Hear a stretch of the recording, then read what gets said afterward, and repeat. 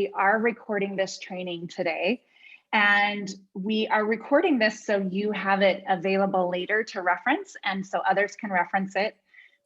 We are very excited to be here today to provide training, and this is the first in a series of trainings we're going to be doing on behalf of USBE.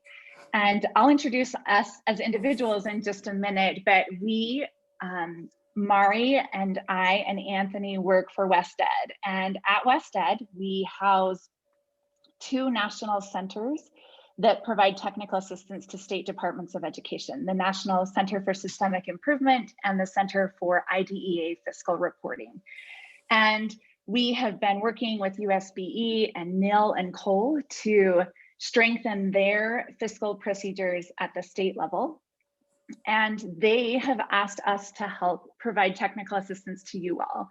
And so the goal of the series of trainings that we're kicking off today really is for us to teach you how to do things well. So when USBE conducts any fiscal monitoring, you have fewer findings. And so our theory of action is that front-loading technical assistance and giving you tools and coaching to make sure you're in compliance and have all the documentation you need will help hopefully make USBE's job easier and result in fewer findings of non-compliance and hopefully not having to pay back money. So we're really excited to be here, and we're excited that USBE has made the investment in front-loading technical assistance. I know many of you participated, was it last month, in the series with Brustein Manasevit with the law firm. We'll be reviewing some of the similar topics, but our goal is really to get into how those are applied and to help you think through tools at your LEA level to make sure that you have the internal controls in place to always ensure compliance. So with that, we will go ahead and get started. Our topic today is allowable use of funds for LEAs, and it is designed for both new and experienced program and business administrators to build capacity. And we are providing a framework to help you with your decision making about allowable use of both state and federal funds for special education, and helping you establish the regulations behind that so you can feel confident, again, in advance of being monitored or audited that you've done it correctly. And our team that is presenting today is led by Anthony Makuna. Anthony is a CPA and a former employee at a state Department of Education. He is joining us from Boise, Idaho, so pretty close, and he has really led on this project. Mari Shikazawa is another member of our team at WestEd. Her background is in economics and now in special education. And I am Sarah Dutray, and I have worked at WestEd for about 2 years, and my background is in compliance with IDEA. I was at the US Department of Education for several years. So through our combined experience, we're hoping we can help make some of these technical fiscal requirements a little easier to apply for you all.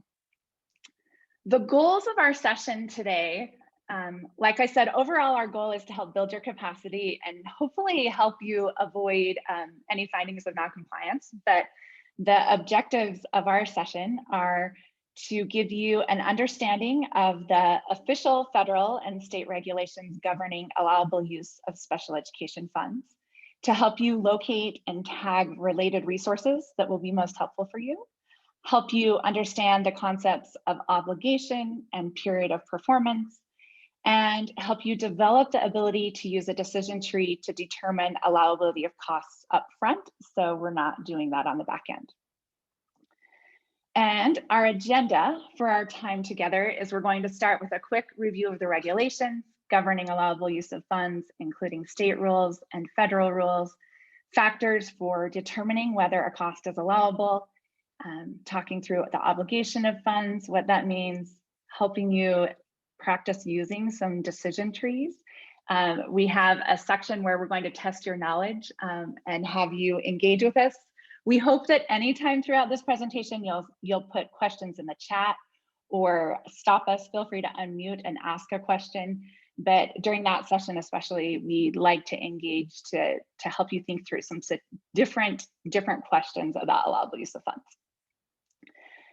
And to start that engagement, we are going to ask you to respond to a poll about your knowledge of allowable use of funds under IDEA, the Individuals with Disabilities Education Act. How strong would you rate your personal knowledge of what is an allowable use of funds under IDEA?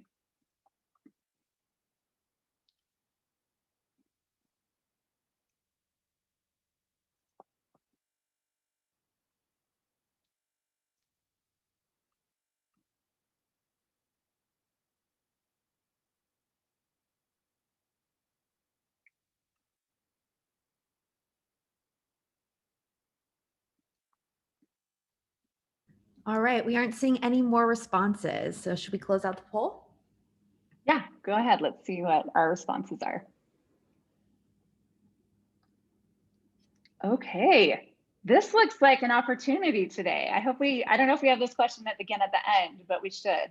But it looks like we have a great opportunity to hopefully move some of you from fair to strong and weak to fair, maybe a few to very strong. We'll see.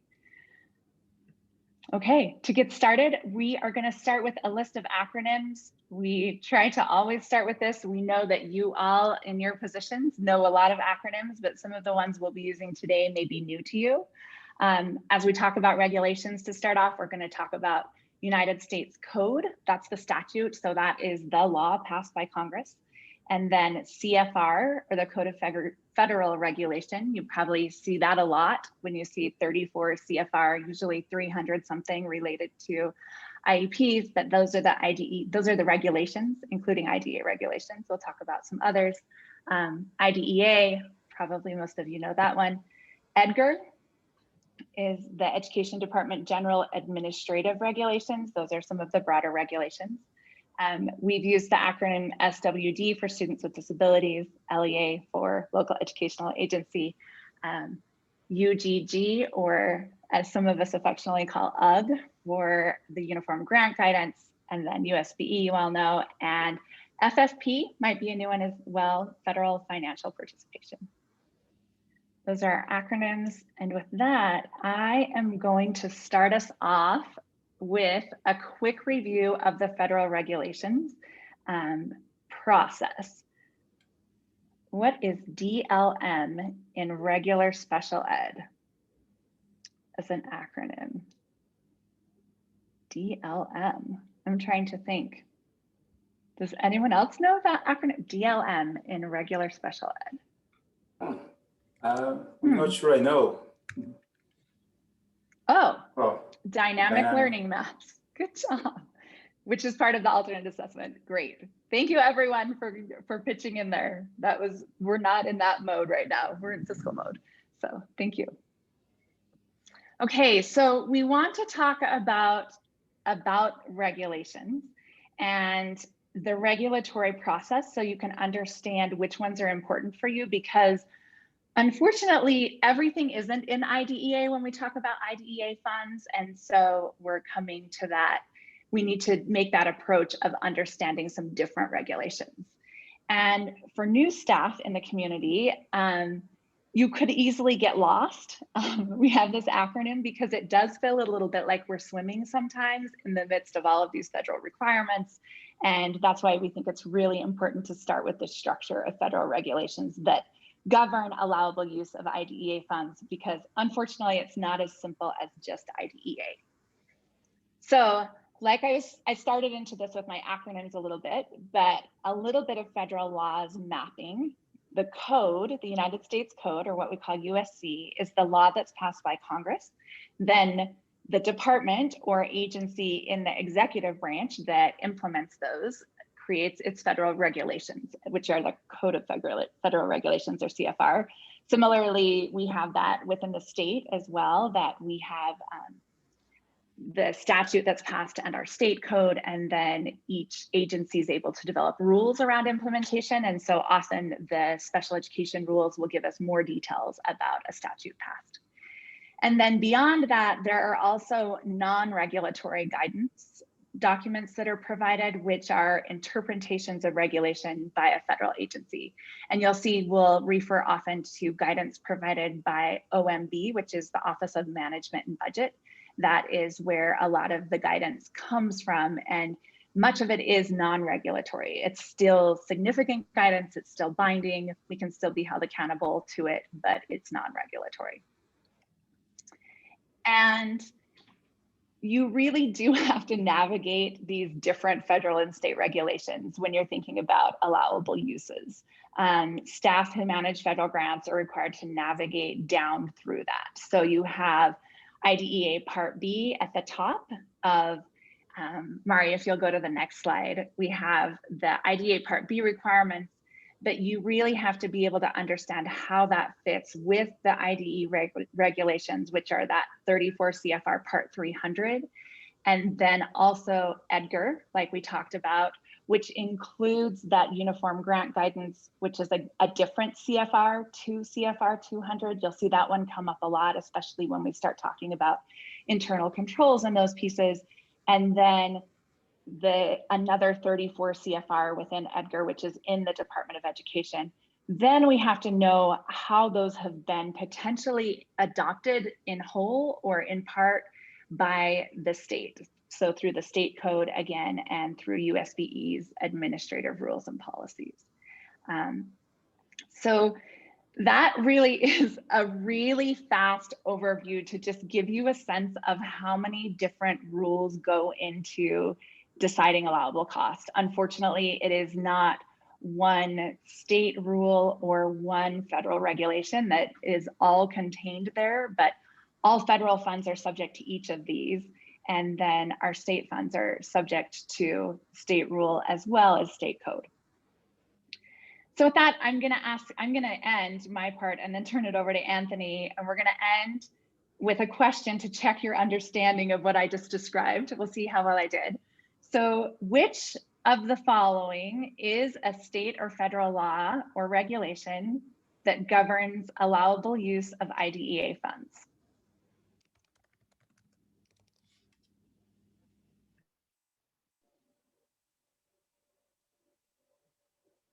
And I promise this is not a trick question.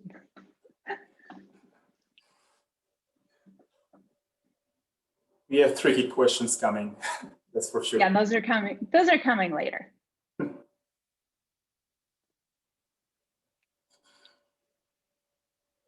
This is a check of how well how clearly I described this in a very fast crash course about some of the underlying pieces. Yeah, so you are being graded pretty much as the instructor. Basically, yeah, basically. And it looks like our responses have slowed. So I'm going to end the poll and show everybody the responses. Look at that. I got a 76%. What's that, like a C? That's a passing grade. It's a passing grade. So it feels like a trick question, I get that, but all of these rules can govern use of IDEA funds. And I think the state one throws us off a little bit, but the state hypothetically could impose additional requirements for use of IDEA funds. I can't think of anything, Neil, correct me if I'm wrong, but where we do that to, where Utah imposes any additional requirements on federal funds. The state funds requirements, there are a couple extra pieces, but not on federal funds. And we have a comment in the chat. Can we use our funds to give ourselves a bonus for each question we get right? Neil and Cole, that's for you guys. You can't use your federal funds. State funds, it's up to them. No. That's a great question. Okay, yeah. Thanks. I'm going to turn it over to Anthony to start to get into allowability. Okay, yeah. Mari will pick up from here. Mari? Oh, sorry, I'm turning it to Mari. Thank you so much, Sarah, for reviewing the structure of all of these critical regulations. So now we're going to talk a little bit more about the factors that must be used to determine the allowability of costs under IDEA, which was at that top of the pyramid that Sarah just went over, as well as EDGAR, which was located a little bit below. So as you all are probably familiar, the use of IDA federal funds really must be used only to pay the excess cost of providing special education and related services to children with disabilities. Additionally, they must be used to supplement state, local, and other federal funds and not to supplant those funds. And we're going to get a little bit more into the supplement, not supplant rule in the coming slides. Next, there are some excess cost requirements, and these excess cost requirements prevent an LEA from using IDA funds to pay for all of the costs directly attributable to the education of children with disabilities. It does not prevent an LEA from using Part B funds to pay for all of the costs directly attributable to the education of children with disabilities if no local or state funds are available for non-disabled children of these ages. And again, the LEA must comply with the supplementing, non-supplanting and other IDA requirements.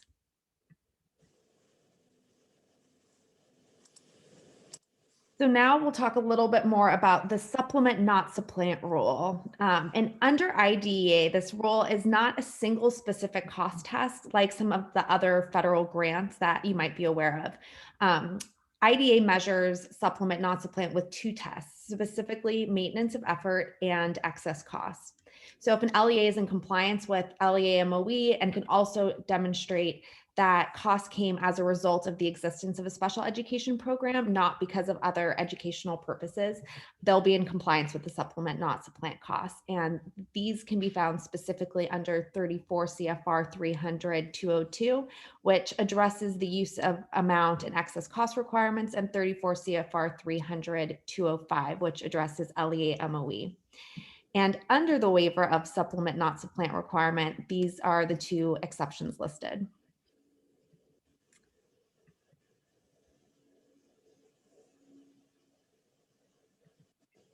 So now we're going to talk about the allowable cost criteria.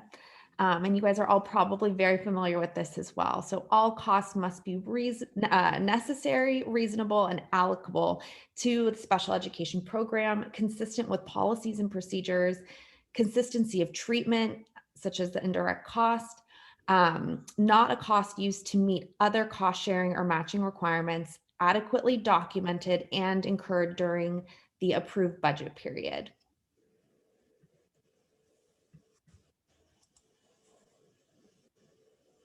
And the definitions of those criteria.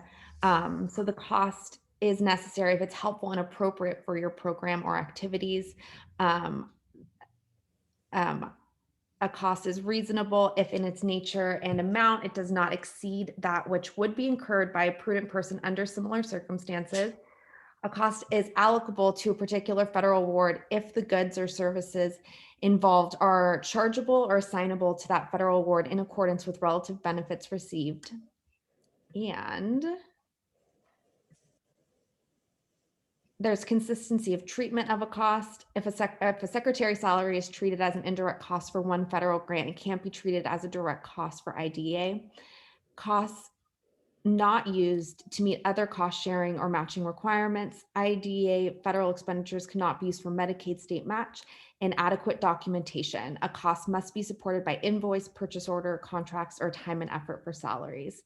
And we have all of this information and more on these definitions of the criteria in a PDF document that we will be sharing in the chat at the end of this meeting, as well as with all of the resources from today that USB will be sending directly.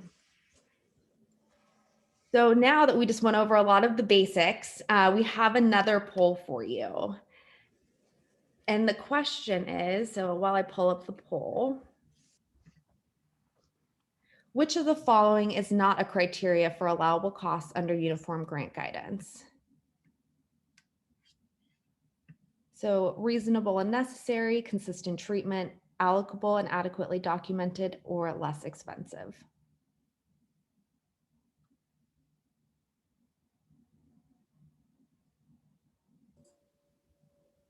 Mari, this will be great for you. We'll see how well you did. Oh, I'm really excited to show you, actually. I can see the progress. Oh, you can?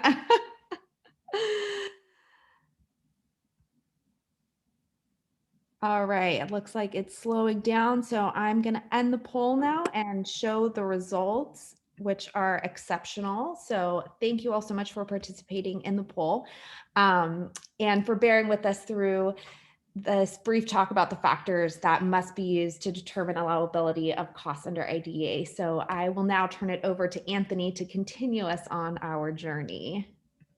All right, thank you so much, Mari. And as I can see, 94% of participants got it right. So good job. All right, thank you so much, Mari and Sarah. So we just talked about the different regulations that play a role in determining whether or not a cost is allowable. We heard Sarah talking about IDEA regulation, and Mari also touched on some of the IDEA specific citations that govern allowable use of funds under IDEA and the Uniform Grant Guidance as well. So before we move on to do our to talk about the decision tree that would help you make an informed decision, I also wanted to touch on one concept that is really critical when determining whether or not a cost is allowable, and that's obligation of funds. We'll go over the definition under the Uniform Grant Guidance. Next slide, please. So under the Uniform Grant Guidance, obligations are defined as orders placed for property and services, contracts, or subaward made, and similar transactions during a given period that require payment by a non-federal entity, just like an LEA, during the same or a future period. So basically, obligations are pretty much when you commit to make an expense using your funds. Next slide. And then when can an LEA start obligating their IDEA funds? Normally, the IDEA funds are made available to the states starting July 1st, if the state complies with the timing for the submission of the application. And LEAs must submit their application for funds to the SCA. If, for example, funds are available to the State Department on July 1st, but the LEA submits the application in a substantially approvable form by June 15th. So the LEA will be able to start obligating funds on July 1st, even though the application was submitted 15 days before. But if your application is submitted in a substantially approvable form on July 15th, for example, 2 weeks later, even though the state was allowed to start obligating the funds on July 1st, the LEA will not be allowed to start obligating funds until July 15th, because that's when your application was submitted in a substantially approvable form. So it's something to keep in mind, because the timing of your obligation will determine if a cost becomes allowable or not. And also, when an LEA submits an application in a substantially approvable form, sometimes you might have some missing pieces. And if the Utah State Board of Education require that you provide more information to make your application final, even though you could obligate your funds, you won't get reimbursed until you submit your final application. So reimbursements for your expenses can only be approved when all information, final application is submitted and approved by the State Department of Education. Really important concept. Next slide, please. Okay, under EDGAR, they gave us some example that could be useful on when you could determine whether a cost or an expense has been obligated. And under this citation, we have an example. For example, if the LEA is wanting to purchase a real or a personal property, when do you consider that the funds are obligated? And it is on the date where the LEA makes a binding written commitment to acquire the property. So if you're buying something and you make a commitment in a writing, like for example, a good example for that will be when you place an order to purchase the property. That's when the funds becomes obligated. For personal services, like if you have your staff that are providing services, when do you consider that the funds have been obligated? That's when the services are performed, which means even though they did not receive their paycheck, but by the time they provided the service to the LEA, the funds are considered to be obligated. A good example will be if you have a teacher who is on a 9 month, on a 12-month, 9-month contract, but is being paid over 12 months. Sometime over the summer, they're not working, but they're still getting paid. Even though the payment goes out after July or June, but the obligation occurred in June before they started going on vacation. And another example is for personal services by a contractor, or if you're buying personal, if you have a contract for other personal, for work that are different than a normal personal services. Again, obligation is made when you have a binding written commitment to buy the service or to get the work. And a good example for that would be, for example, if you're buying something, in order, like a purchase to, like a document that shows that you requested the services. Public utilities, same thing. That's when you receive the services. Travel is considered being obligated when you take the travel, even if you pay for your travel in advance, but the obligation does not occur until you actually travel. And also for a real and personal property, we have a question there before I continue. So I don't know if Anthony, you want me to, I was gonna say I could read the question, go ahead. Yeah, go ahead, read. The IDA funding period begins on July 1st, but the plans aren't open by the state for us to submit a plan until the fall. Many schools' IDA plans are still not approved for this current year as of today. Are you saying that employees who work in this program are not allowed to be paid with these funds for work before the state submits the school submits their plan? Okay, that is a tricky question. So normally the LEA must submit an application in a substantially approvable form before they can start obligating their funds. These are the instructions under the current regulation. But we understand that there are some work to be done to readjust the timing. So I don't know if I think the state is working. The state is working to shift that timeline significantly to get that open sooner. But I think right now the state's interpretation is the state has sufficient information as of July 1st to say that LEAs are substantially approvable, and so will allow for reimbursement back to July 1st. And so I think that's up to the state, and the state is basically saying they have enough information to say you were substantially approvable as of July 1st, and so they're allowing you to go back to July 1st. That's one thing we've been working on, and I know Neil and Cole are working on, is to push that timeline up so we get those happening sooner. Neil, what do you want to add to that? I'd like to add that the LEA has completed an assurance of compliance document prior to 6/30. And our method of operating has been, if that document is completed prior to 6/30, you're eligible for any and all federal funds that you're created assurance of compliance to. And then the application comes at a later date. As Sarah's alluding to, we're going to be moving this application period up to where we have applications available prior to 7/1 or prior to the beginning of the new school year for LEAs to complete an application prior to that date. But as of right now, we believe in one form or another, we have sufficient information that would make LEAs eligible to spend those funds prior to receiving an award letter from our agency. Yeah, thank you so much for the clarification. So basically, the state has the discretion of determining, in what form the application is substantially approvable.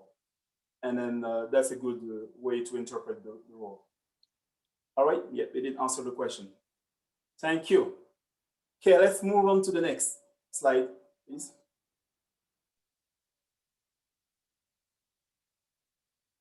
Yeah, so just to summarize, obligations are expenditure that are incurred during an approved budget period. And also, we wanted to add that your obligation must occur during the period of performance of a grant.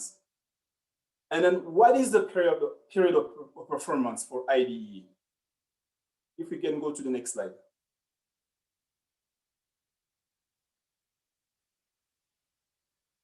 Under IDEA, first of all, the definition under the Uniform Grant Guidance is that the period of performance means the time during which the non-federal entity or the LEA may incur new obligations to carry out work authorized under the federal grant. Next slide. And under IDEA, the period of performance is 27 months.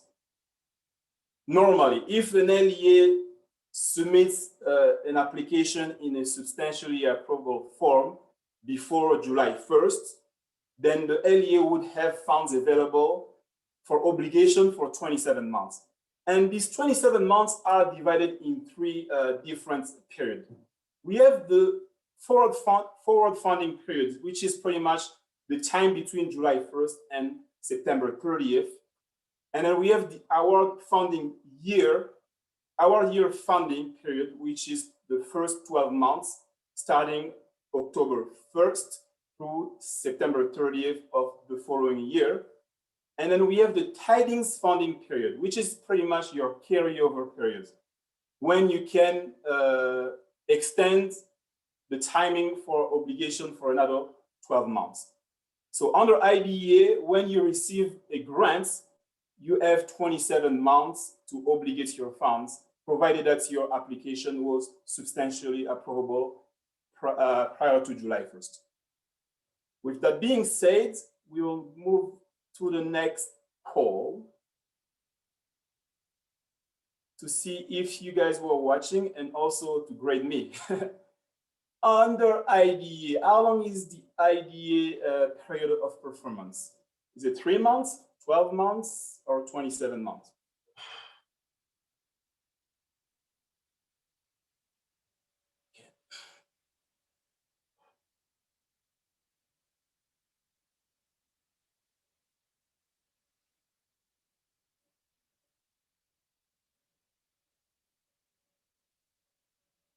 It's still going.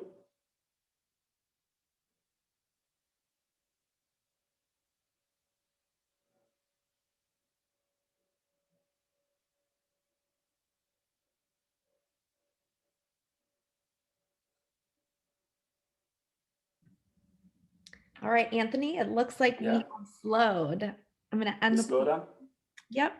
Okay, you're going to share the script. Okay. All right.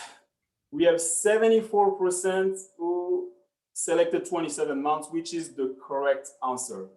So it's a C, it's a passing grade. So under IDEA, yeah, the period of performance is 27 months, which includes the 3 months of the forward funding, the award year, and the tiding period. So you have 27 months to obligate your IDEA funds. All right, let's move on to the next slide. Now let's talk about, I think this is the most important part of this presentation, because this section will pretty much help you develop some skills to help you make informed decision when trying to determine if a cost is allowable under IDEA. And to get us started, I want to start with a poll. let's pretend you work for your LEA, and then your LEA is wanting to buy a helicopter for a child with disability in the special education program. So, I mean, they want to use that to transport the child from his house to the school. Is this an allowable expense under IDEA?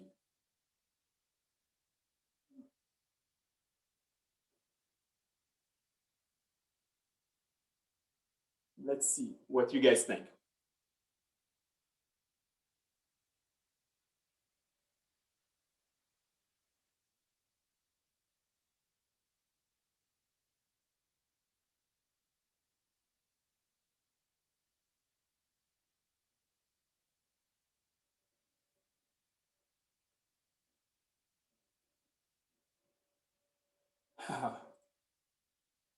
This is like an actual real helicopter. Oh yeah, it is. Not a toy, it's a real one. A real one that will allow the students to fly pretty much from his house. Mari, I think it's slow down, we can share the results. All right. 57% think it depends, and 41% say no way, it's not allowable. 2% think yes, it's allowable. But to me, I think if for a question like this, if you say it depends, you will never be wrong. Because most of your costs, you know, when you talk about allowable use of fund under IDEA, I mean, it depends. Because you have to be able to understand the logic and the circumstances and the situation where we are to determine if it's allowable or if it's not allowable. With all what I have here, I don't feel like I have enough information to make an informed decision. But yeah, at first, I mean, when you hear something like that, you could be tempted to say, no, it's not allowable. And in general, maybe it will not be allowable. But it's always a good habit to go through an exercise of gathering all the informed decision that would justify your position, even if you say no. And that's where the decision matrix will come into play. So we have a question in the chat. In the chat, we just have some comments, Anthony, about people kind of starting to discuss what we're going to go through with the matrix, thinking about reasonableness, thinking about excess cost. And I really like what Heather said, that she was once taught that if you don't know the answer to any special ed question, the answer is it depends. Oh yeah. And I would say that Anthony knows that's usually my response is, if we work long at it enough, we can probably justify it either way. If we get enough information, we'll be able to find a justification. And so always answering it depends, and then making sure you go through these steps Anthony's gonna go through to justify either yes or no is always a good way to go. Yeah. Exactly. And I think, yeah, we're getting some great examples of that the answer will never be the same across 2 districts, across 2 states, if it's super rural. Yeah. Yep. And then if you say it depends, thank you so much, Sarah. Yeah, and then whoever says it depends, I mean, you'll never be wrong. But you know, the right approach is always, for me, for example, especially when you're going to say no, it's always a good practice to be able to justify your position. So then let's talk about the decision matrix. So back in the days, I was working for a state agency, and I was in charge of managing almost 20 different federal grants. And then I was getting questions like, you know, is this allowable for these grants? Is this allowable for these grants? And it was really hard because, you know, the different grants had different set of regulations.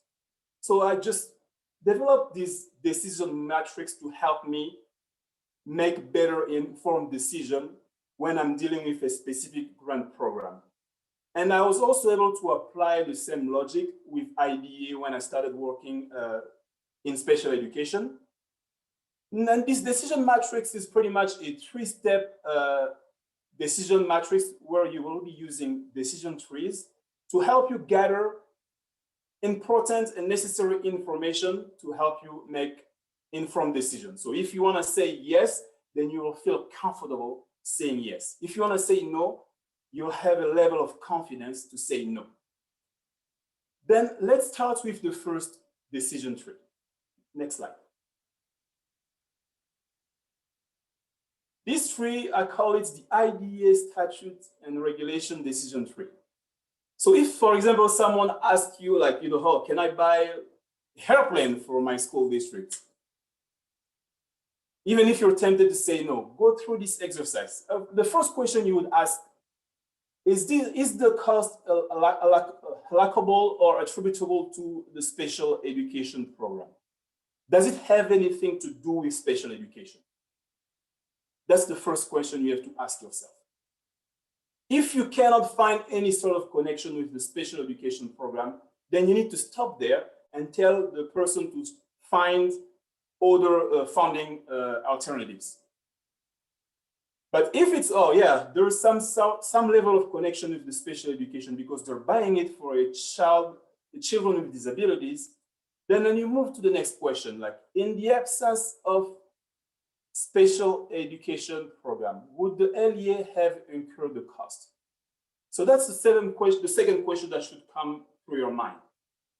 They're wanting to spend money on this specific helicopter. Are they needing it just because there is a special education program with the LEA?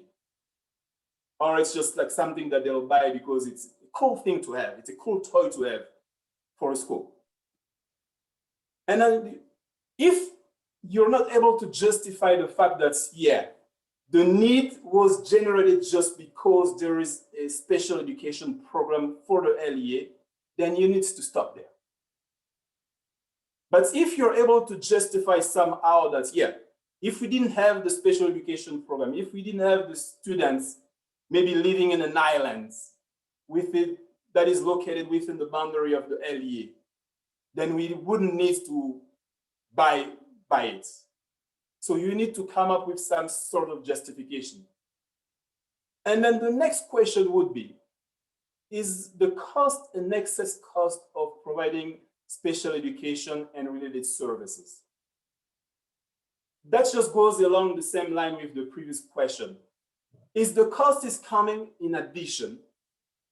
Because every student in a district or an LEA is a general education student first.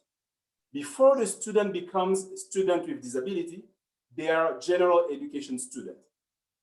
And then the fact that they are a student with disability, results in additional costs for the program. So that's the question you need to ask yourself. Anthony, I think Steve phrased this one really well in the chat when he said, does the LEA spend funds on helicopters for other students, right? A good way to look at that, like, are we already buying a helicopter for every student? And if the answer is yes, then it's probably not an excess cost.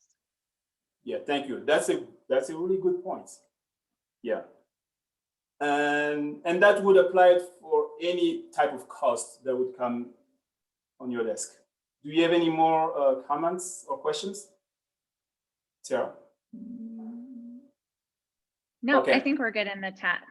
Okay. All right. So if you're not able to justify any allocation to the special education program or tied to an excess cost of the special education program, then you need to find other funding sources. But if you're still able to justify that, then the next question you need to ask yourself, are there any sort of restrictions that are imposed by the federal program? For example, a good example will be for our IDEA 619 funds. The program imposed a restriction, like the funds cannot be used for students who are over age of 5, for example. And then if you're able to pass this test, then that could allow you to move to the next decision tree. But if you're not able to get like a good answer to any of these questions, then that's the end of the conversation. You don't even need to continue and waste your time. Okay, let's go to the next decision tree. This one is the ARG and EDGAR decision tree, Uniform Grant Guidance. So you determine that if you determine that the cost has something to do with special education, excess cost, it doesn't end there. Now you have to deal with Uniform Grant Guidance and EDGAR. And then you ask yourself, is the cost reasonable? Like, for example, buying one helicopter for the school. Is this reasonable? Are there any other way of making it easier for the student to come to the school?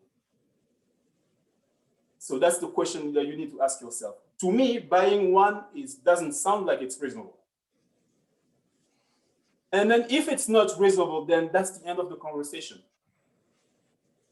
Is it necessary? And then is it allocable to the program and also consistent with the LEA policies and procedures? So these are the questions that you need to ask yourself under the Uniform Grant Guidance. If the answer is no, then that's the end of the conversation. But if you're able to justify that, buying one helicopter is reasonable, it's necessary because if we don't buy an helicopter, there is no other way we would be able to help the child attend school, for example. Then you could move to the next question. And then, is the cost adequately documented? You know, when you're making payments under the Uniform Grant Guidance, you have to make sure that everything is well documented.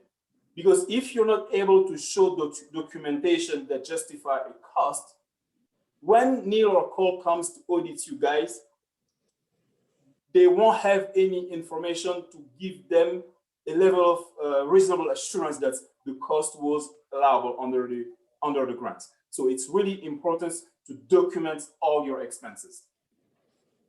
And then the next question would be, is the cost obligated during the period of performance? For example, if you're trying to charge a cost for your grants that starts July 1st, but the cost was obligated in June. If you charge that to the grants that start on July 1st, then it's not allowable under the grants because it goes beyond your allowed timeline for obligation. Or if you charge your cost to the grants that expires on September 30th, but you obligate the funds on October 15th, then that will make it not allowable under the Uniform Grant Guidance. And then you move to the next question. Is the cost also included in your maintenance of effort?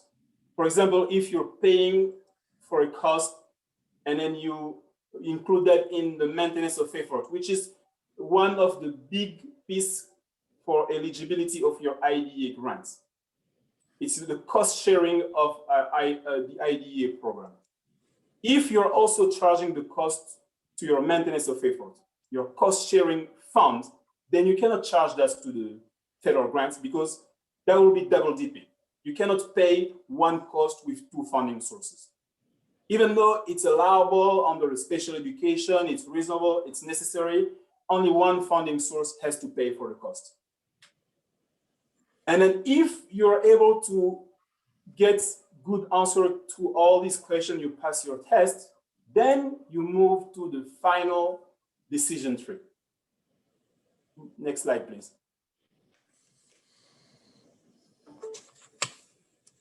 And the final decision tree will just be a recap. You know, you determine that the cost is allowable under a Uniform Grant Guidance, EDGAR. Yes. Is it allowable under IDEA? Yes. Then beyond that, you have to find out if there are any sort of restrictions that are placed by the federal agency, because sometimes they do that. Our federal grant comes from the US Department of Education, and they have the authority to add some restriction in addition to any restrictions that are codified under laws and regulations. So you need to make sure that the cost is not prohibited by the federal agency. And if it's a yes, there is some restriction for that specific cost, then that's the end of the conversation. You cannot pay for it with IDEA funds. But if it's allowable, then you move to your state's rules and policies. Because like Sarah mentioned earlier, The states also have the authority to impose additional restrictions, provided that those restrictions are disclosed to the federal government. And if there is any additional restriction by the state, even though it's allowable under federal rules and regulation, then you still cannot use your IDE funds for that purpose. Then you'll need to find a different funding source. But if the state allows it, then you pass your test. And then with that being said, you can pay or charge your cost to the IDEA grants. So that's pretty much the framework that we wanted to share with you guys. Sarah, you wanted to add something? I was just going to add, Utah currently doesn't have any restrictions that go beyond on IDEA funds. So you can skip that step. Okay, that's good to know.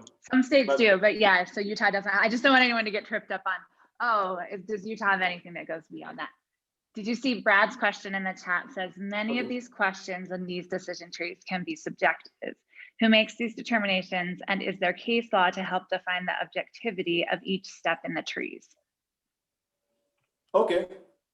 Yeah, and then like you said, the question could be subjective because pretty much when someone comes to you to ask for your opinion, you're pretty much giving them a personal opinion. But in order to give them a more objective, subjective opinion, going through this exercise will also help yourself. Because sometimes we could be easily tempted to give an answer without doing a homework ourselves. But yeah, Neil, more or less. I would remind everybody that the State Board of Education has passed board rules specific to IDA and special education funds about what is an allowable cost and what is not allowable cost. And within those charts, there is a maybe category. That would require the LEA to contact the USB, myself or Cole Shakespeare or Leader Voorhees to discuss the proposed costs and why or why not it may be allowed. Yep, that's a really good point. Whenever you feel like you're not sure if you know the answer to any of that, yeah, that would be the good call. Call the State Department of Education. Don't assume if you're not 100% sure. Brad, Yeah, I hope and that I would answers say, the questions. Yeah, I would say in response to Brad's question as well, that LEAs certainly may have procedures set up that they do for this as well, right? And so I can think of an LEA I've worked with that has some rules around how they make reasonable more objective by obtaining multiple quotes, or like there are several steps they have to document that and say this is a reasonable cost. We've looked to see if it's reasonable, because it really does change. I think as far as case law, I wouldn't say case law, I think audit findings, prior audit findings, looking at prior audit findings in your LEA and where the state has made findings. But it really does depend, because the cost of a van, if you're buying it in Salt Lake City compared to if you're buying it in Guam, for example, is going to be really different. And so there aren't standards set, but often LEAs and LEA procurement procedures have other pieces that can help you be more objective, especially about reasonable. I think with allocable, it's a little easier to get to a yes or no, that allowable under IDEA and necessary. And the other thing I would say with that, like while it's subjective, often it's not the yes or no decision that the auditor is looking at, it's your documentation of how you made that decision. So you do have authority as the subrecipient of federal funds. You have the authority to make these decisions of whether costs are allocable to IDEA and state funds, but you are required to document that. And so some of that comes into the same decision may be viewed differently depending on how you've documented it. And so I just want to make sure people keep that in mind as well, that if I've made a decision and documented how I've made it, it's going to be looked at differently than if I don't have that documentation. Yep, that's a really good point. And in my previous work, I mean, I had experience with working with LEAs that had findings from their external auditors who pretty much determined that a cost was not allowable. But when I looked at it, going through the justification, I determined that maybe the auditor was wrong, but the LEA was not in the position to justify their decision and their position. So that's why documenting your decision process could also be helpful. And when you're not sure, contact the State Department. Any other questions? All right, let's move on to the next slide. And then, so here I just wanted to point something like for the Utah State Board of Education, like the standard for determining if a cost is allowable or not are usually pretty much similar when you use your state fund or your federal fund. Mary, I think I lost your screen. Or can you guys see it? Okay, good now. Yep.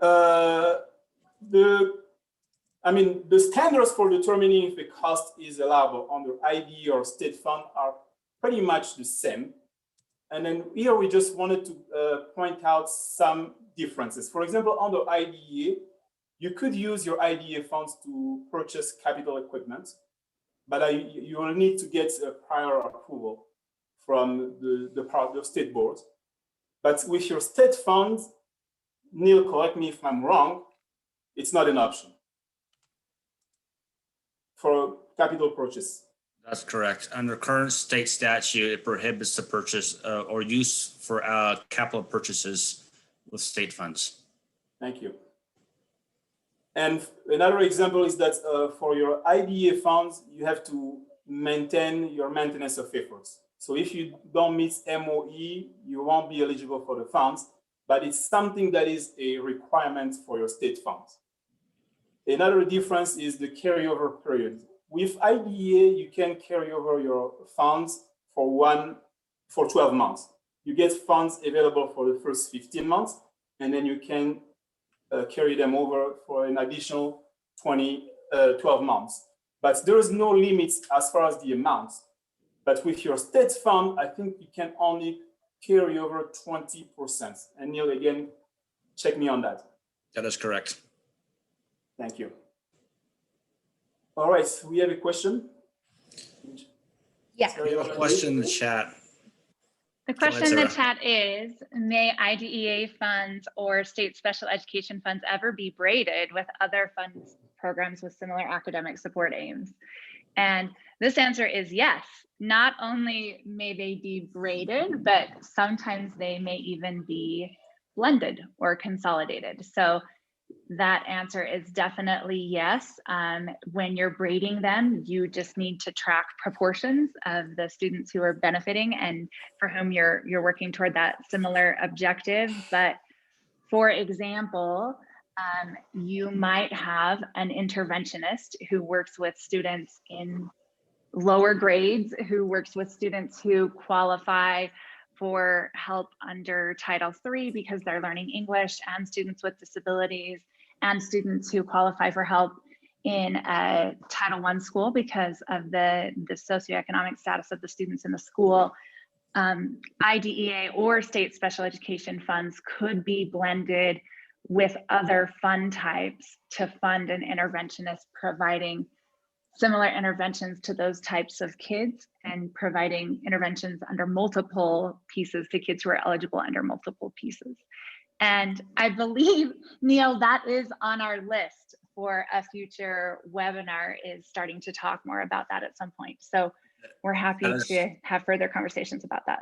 That is correct. So I probably want to highlight that if you want to consolidate your funds under Title I or in ESSA, that requires a plan approved by the USDE. But to braid funds for a common cost objective, where both allowable costs are met by both programs, does not require a prior plan. Yeah, and so Jason's follow-up question is, if we hire 2 interventionists, one which would have been working only with special ed students and one for Title I students, can we split that cost evenly? And the answer there has to go back to their effort, who they actually work with. So when you hire them right out from the beginning, we can't decide to split that cost evenly. But if we know that they split their time evenly working with groups, both of those groups, or groups of equal size, or groups that meet the incidental benefit stipulations, then yes, hypothetically, you could split the cost evenly or pay for one interventionist with one type of funds and one with the other, even though they work with the others. Oh gosh, incidental benefit. I don't know if I'm allowed to go here with, I'm sure many of you are following SB 195, but SB 165, sorry. Incidental benefit, yeah, I can talk a little bit about incidental benefit. And I'm not going to talk about SB 165. I don't think, unless I've missed something today, it's not been signed by the governor. I haven't checked for a couple hours, but I think it's not law yet. But currently, the IDEA, and if you want the regulation for that, it's at 34 CFR 300-208, 208C, I believe, and then in the 175. Thanks, Brad. I one of those numbers, 1-something-5. And then in the, I believe it's section X, as in 10.u, right? Neil, does that sound right, in the special ed rules where we have incidental benefit? Yes, yes. Yeah, section 10.u. Both of those allow for incidental benefit, and the standard in IDEA is that other children may incidentally benefit from special education if it does not decrease the services or increase the cost. So if it doesn't decrease the benefit of the special education services or increase the cost of those special education services. And it's clear it's a special education service that is being provided that's on the child's IEP, and then other children may benefit. Utah, in its the special ed rules, has provided some additional guidance around how to use that incidental benefit, including for different sizes of groups and for co-teaching. So happy to, we can pull that up if we need to and expand on it, and Neil, if people want to talk about that, or I can find a link to that and share it. But both of those allow it. Again, it's something you want to be careful to make sure you're able to document that there isn't an increased cost and there isn't a decrease in the service that's given to the child. And I think one of the things we run into the most often is that it has to be a special ed service that other kids are incidentally benefiting from. So whatever the service is, we have to be able to go back, find that in the IEP, and then talk about incidental benefit for other students. Okay, Anthony, we got a little distracted, but this is good to know. These are great topics for future calls. And at the end of our call, we're going to talk about our availability funded by USBE to do some individual coaching and answer questions if you have questions. So we're happy to continue these conversations. Okay. Back to you, Anthony. All right. Yeah, now that we talked about, next slide, please. Now that we talked about the decision tree with all these questions, I mean, it's not a perfect way, but I think at least it's a good tool that could help you get to an increased level of assurance when you make your decision. Now we want to get time for some practice. So I wanted to test your knowledge. We wanted to test your knowledge and see if you could try to apply this tool when you're not 100% sure if a cost is allowable or not. Some costs in these exercises that we'll do now will be obvious to you, but some of them won't be obvious. And if they're not, we really want you to take that opportunity to practice. So let's move on to the next slide. The first set of questions will be on allowable use of fund for services. And then the first question, just to show you how this will proceed. For example, if you can click again. For this first one, we'll say, like, is the cost associated with salaries and benefit of a special education director, teacher, or paraprofessional allowable? Then, you know, based on that information, you could easily say, like, yeah, it's a special education teacher or director is being hired for the special education program. It's allocable to the program. It's reasonable because the special education department needs a director to run the program. They need teacher to teach the students. And then is it reasonable to have one of them? And then how much do you pay them? So if you go through this exercise, you can easily say the cost is allowable. Then we will move to the next question and then give you some time, a chance. Okay, and now you can launch the poll, Mary. So we want to know if a cost associated with salaries and benefits for a special education secretary staff is allowable. And Mari, you'll help me read the questions.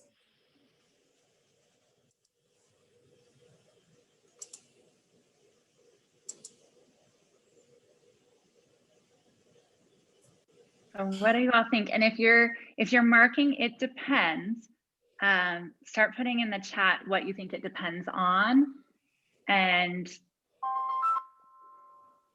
how you might justify counting it or why you wouldn't count it. Yep. Your justification. I think that's pretty much the most important thing here we want to hear from you. It's easy to say yes, no, or it depends. But what's the trigger?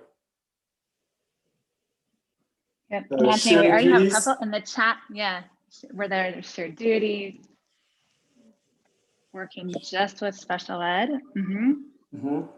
Direct services versus not. We had the first person said depends on the use of indirect funds. Also, yeah, whether you're consistently charging it and how you can charge to other programs. Great remembering from the beginning on that. Necessary. Only time based on time and effort. Yeah. Yep. Yeah. I like what I see here. These are like, the good questions you should ask yourself before making a quick decision. So are we still getting votes or can we show the results? Okay. So if you can go back to the slide. So it's a maybe. Because it's why is it a maybe? Because of all these questions that you dropped in the chat. I mean, you have to clear all these gray areas. I mean, is the secretary being used fully for the special education or it's a shared staff? Because sometimes secretary tend to be shared among multiple programs. A secretary, maybe the salary for a secretary is being treated like an indirect cost. Then if it's an indirect cost, then you cannot charge that as a direct cost to IDE. So you have so many questions you need to ask yourself before coming to a conclusion. And then this could be a good example for you to go through that decision tree to gather all the information you need to come up with an informed decision. Yep. Anything you want to add, Anthony, a question in the chat. Can you expand on that a little bit more and talk about if I'm paying for other secretaries with indirect funds, why that prohibits me from paying for my my special ed secretary with direct funds? Okay, yeah, let me clarify that. It's not like all secretaries. I'm just talking about that's one secretary. If you have a secretary, for example, who is being shared between multiple programs, and maybe under title, the salary of the secretary is being paid with indirect costs, for example. But maybe it's 50% of the time is for title, paid with indirect costs. And then you come with IDA, you cannot now decide to pay the remaining 50% of her salary using your IDA direct costs, because that goes against uniform grant guidance. If you decided to pay her with indirect costs from another program, then you gotta be consistent across the board, just for that one secretary. It's not like just for that secretary. So district-wide, I might pay all of my building secretaries as an indirect cost, and we might have classified it that way.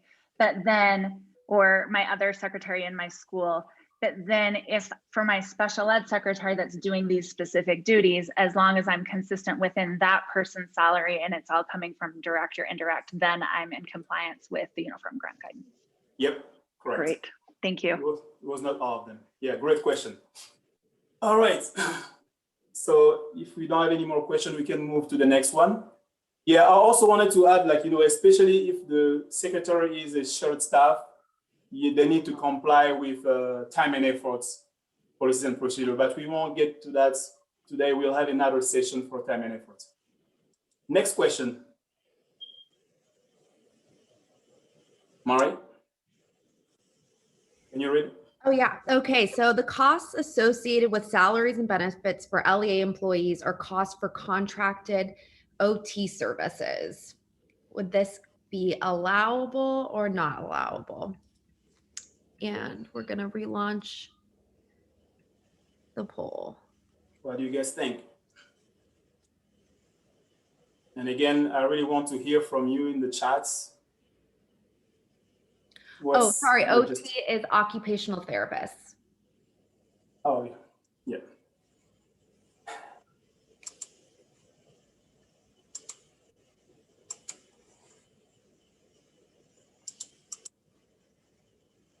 I already see a good one.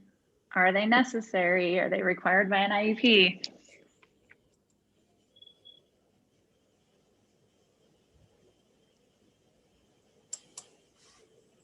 Not as a standalone.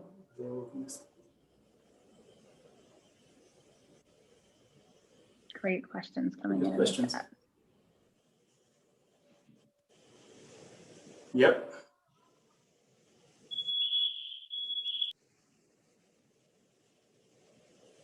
Is it service listed in an IEP if they work with special education especially?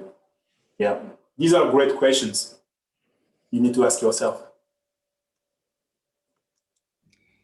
And Anthony, I'm not seeing many more responses coming Yep. in. I'm gonna show everyone the results.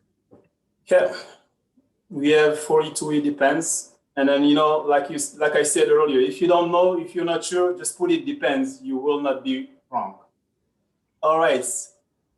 Yeah, and I think probably a lot of those based on the chat, the yeses are yes ifs, right? Like they're yes, assuming that they're working with special education students or you're paying that piece. Yeah. Yeah. So if you can click on the slide. In general, I mean, these are costs that are allowable. Yeah, it'll be pretty rare where you find, I mean, Sarah, maybe you can weigh in on that.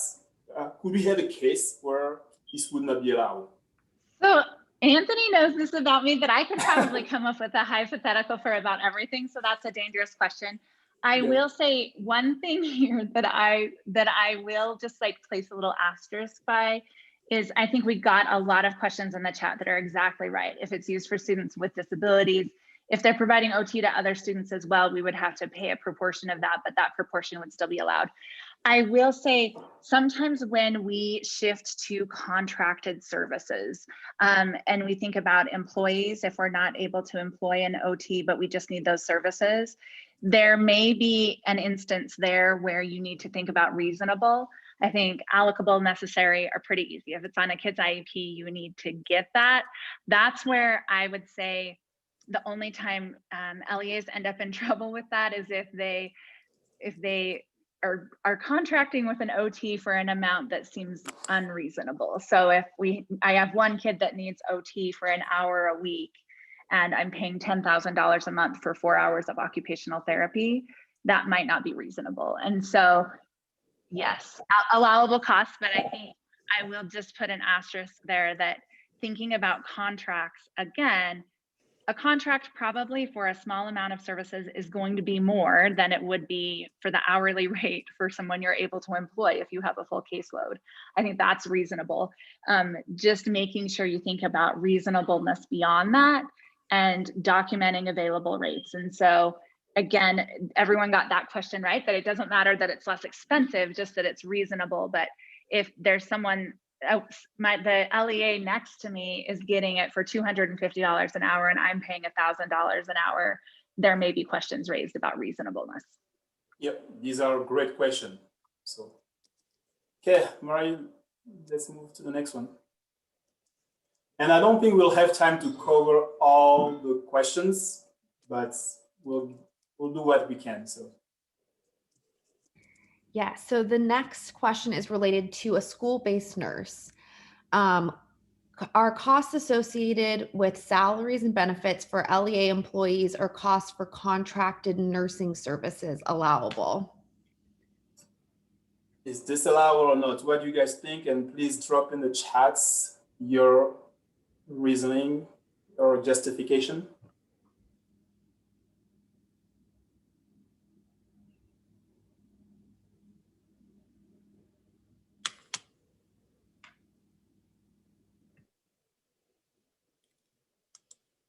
Again, salary. Get some question already hired.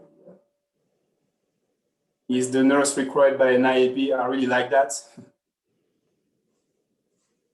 Is this just for state student or for other? Would we have a nurse Would we have anyway? a nurse? Anyway, Okay, yeah. Is there a nurse in the school that's already like providing meds to kids that could also provide meds to kids with disabilities? Yep. It depends if this is a state student or not an IEP. Great question. I really like the question because these are the critical questions you need to ask yourself when making a decision. And then if you're able to come up with a really good justification for those, then you'll be in a better place. Yeah. Laura has a question, Anthony, about how incidental benefit might play into this. And Laura, I'm guessing what you're thinking is we have a medically fragile student.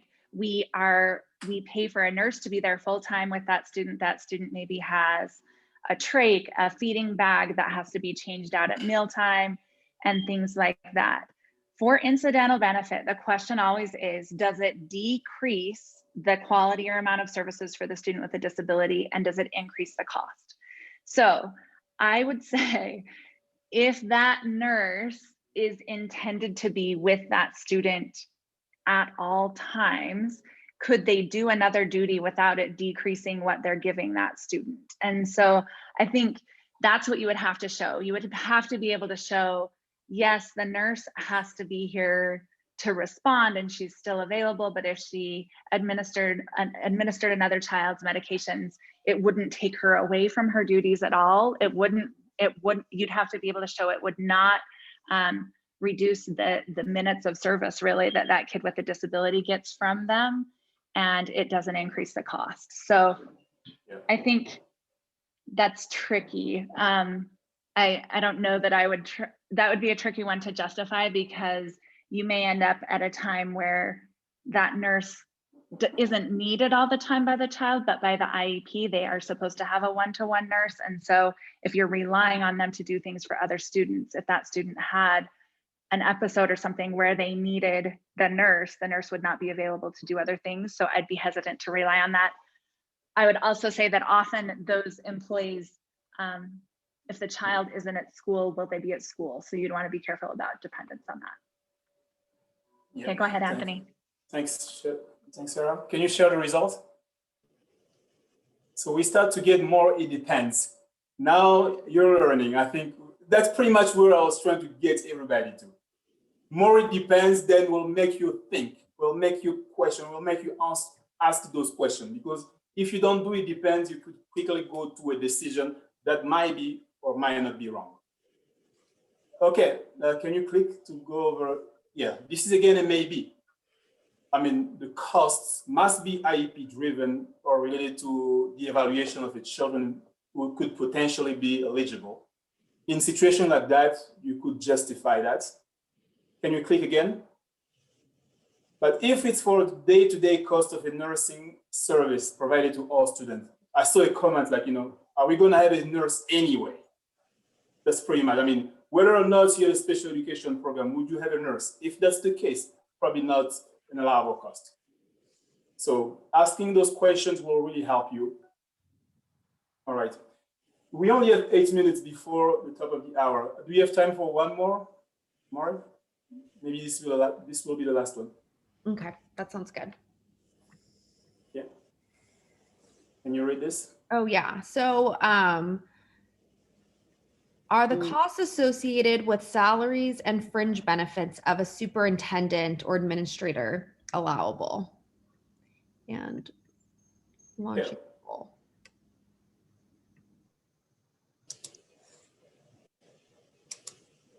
What do you guys think? And again, please drop in the chats why you think it's a no, and why you think it's a depends, or why you think it's a yes.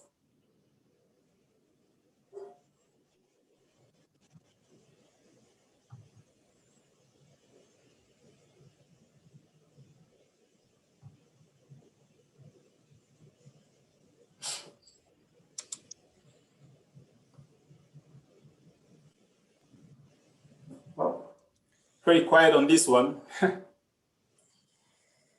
Depends on the service. If a small LEA is providing services at some point, okay?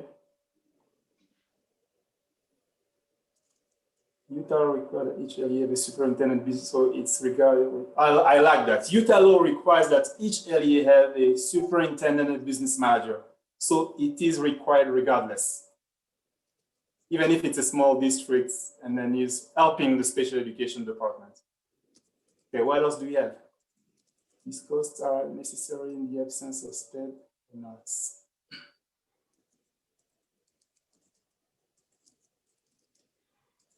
Okay. Do we have any more people voting? Let's share the results. Yeah, I really like some of the comment that I see here. Administrator is required for the school to operate, therefore not allowed. All right, can we click?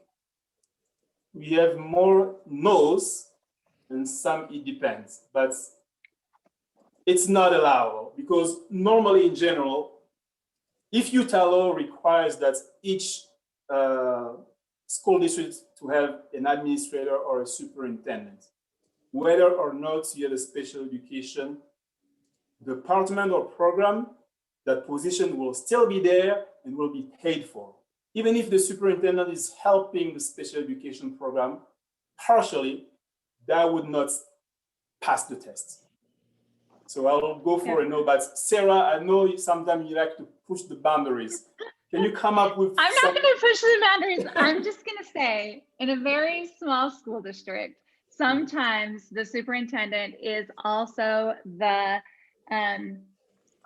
bus driver or also the special ed teacher, right? Like they could be doing that. And I think a good way to look at this is, are you doing time and effort for that person? Can you split out like their special ed time consistently? And do they have like 2 different job positions?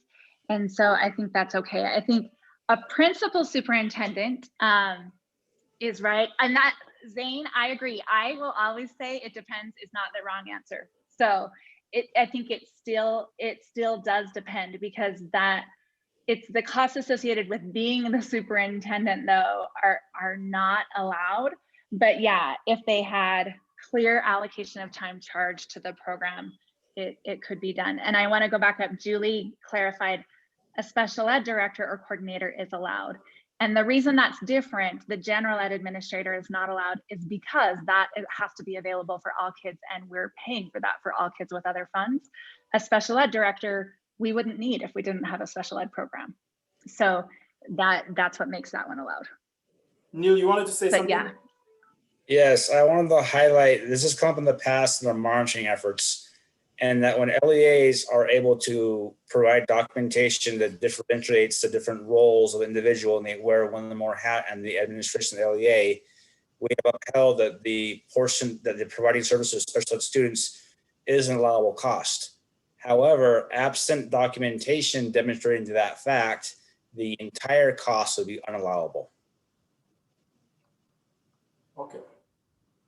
So somehow you could come up with some way to justify the cost. So, but in general, if the LEA receive an allocation from the state to pay for that position, normally the first instinct will be the cost is being paid for. So there is no additional excess cost that is being generated as a result. So that was pretty much the logic behind it. I think we're running out of time. We won't have time to do more questions, but I really appreciated your participation. So Mari, do you want to cover the last few slides for the coaching? I think Sarah is doing. Oh, Sarah. Okay, Sarah is doing it. I'm just going to move us right along to that slide.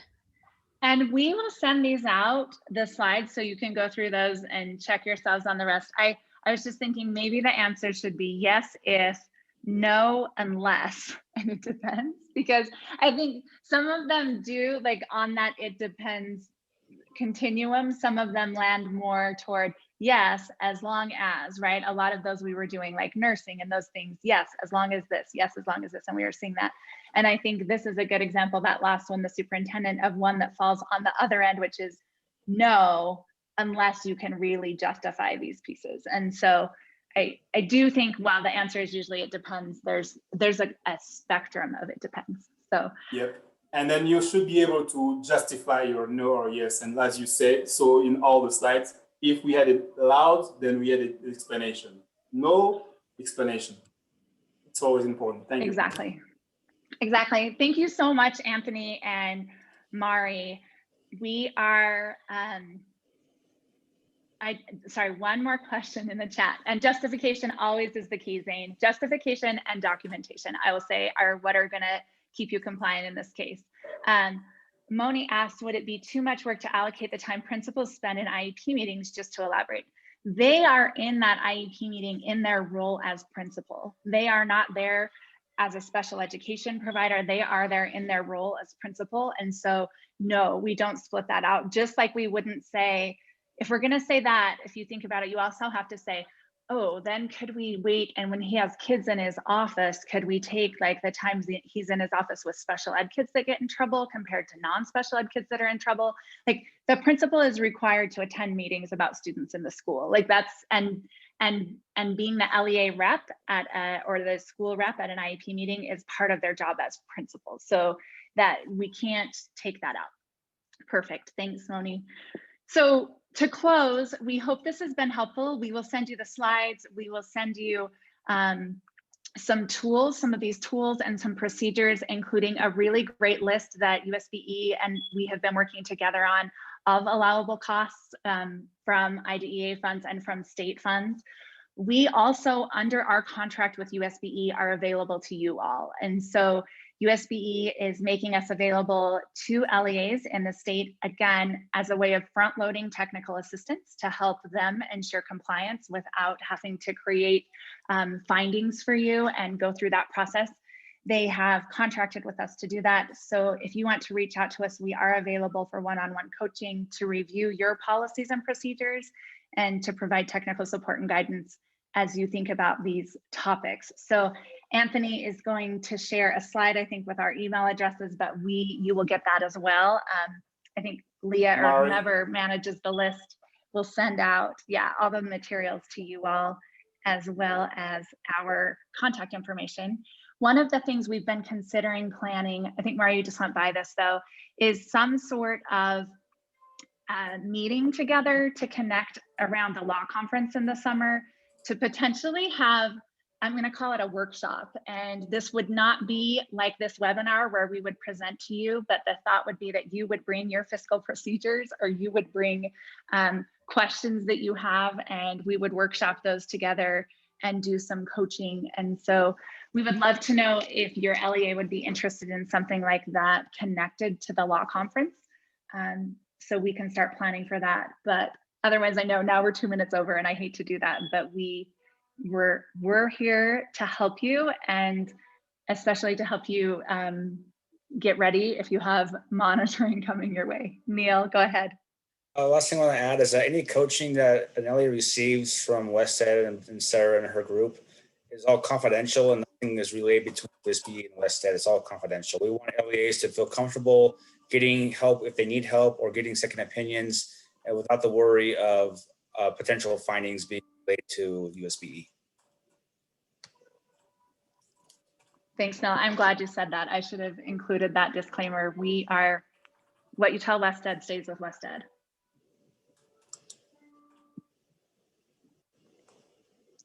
Okay, Mari, I don't know how many answers we have, but it depends. I love it. No, Thank you everyone for joining. And people make fun of us sometimes because we get excited about talking about these fiscal procedures, but we really are happy to help you all. All right. Thank you very much. Have a great afternoon. Goodbye.